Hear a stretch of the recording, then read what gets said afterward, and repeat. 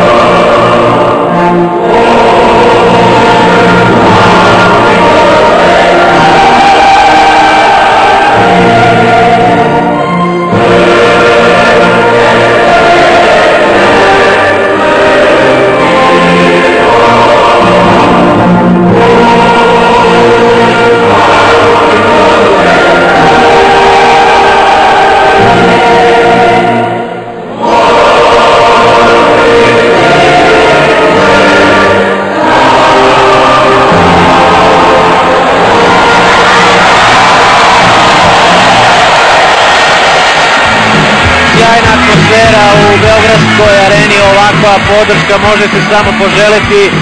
Nijedna reprezentacija koja je bila domaćin nije u finalu imala ovakvu atmosferu u dosadašnjoj istoriji svetskih šampionata. Ona počinje 1957. godine kada je održano prvo svetsko prvenstvo za žene takođe u Jugoslaviji. Dakle, 57. prvo prvenstvo, bronza, 73. zlato i evo treći put naša zemlja domaćin svetskog šampionata. A Srbija i Brazil, odnosno Jugoslavija i Brazil, igrali su samo jednom na svetskom šampionatu i to 2003. u Hrvatskoj.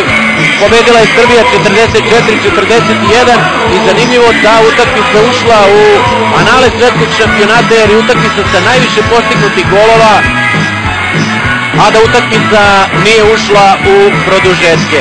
Ne bi imali ništa protiv da se i ova završi sličnim rezultatom. I večeras će sa nama biti stručni konsultant kao i za vreme Evropskog muškog šampionata, gospodin Dragan Đukić, sada selektor reprezentacije Izraela. Dobro večer i dobrodošli. Dobro večer, bolje vas našao, srećno devojka.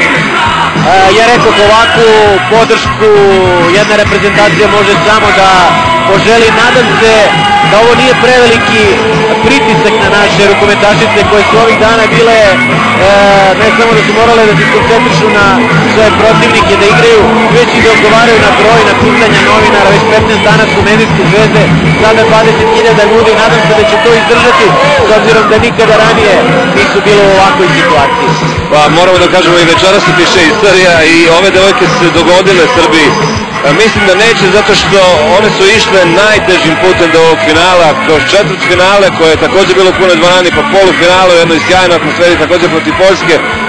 Padale su Koreja, Norveška, Poljska i uz utakmicu mislim da su i one rasle kao tim, a mislim da je publika osjetila tu energiju koju one daju na terenu i to je uzajamno. I ovo što je večeras mislim da je samo vrhunac svega onoga što se događa i u Nišu i u Beogradu i u Srbiji ovih dana.